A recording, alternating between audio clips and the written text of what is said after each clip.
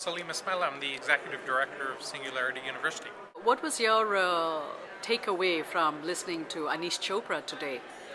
I've met Aneesh before. I think what I'm really refreshed by is the practicality and the down-to-earth common sense.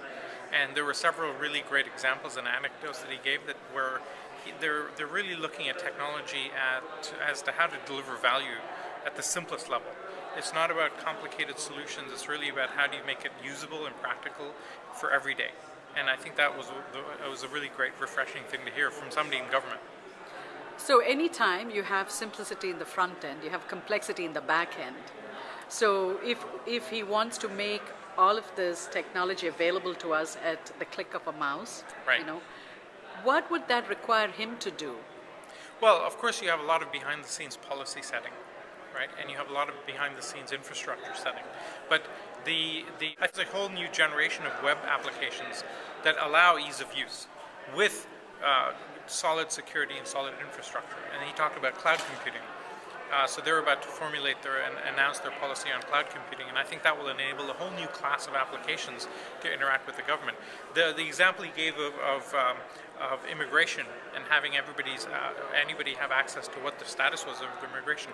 I'm going through a green card process right now. I can't wait for that to come about so I can see where is my file in the process. I think that kind of everyday, easily applicable, useful use of technology is very, very good to hear. You've been involved with startups, and you have your own startup. Yes, 8 of them. Okay. Yeah, I also ran Yahoo's incubator called Brickhouse. So that's why I said you've been associated with startups, because yes. you were part of Brickhouse. Do you think that, can you conceive yourself of working with the government today after hearing what Aneesh Chopra had to say? Much more so. In Silicon Valley, we have a kind of a just do it kind of attitude. And we always consider federal government as this kind of cloud you enter in a world of RFPs and requests for information that you will end up navigating for the rest of life and never get through.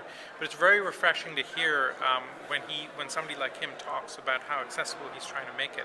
There's open accountability that they're trying to put in, open transparency, and I think there's a lot to be gleaned from that. So I think what's nice to hear is that they're taking some of the principles that Silicon Valley is founded on and trying to bake that into government.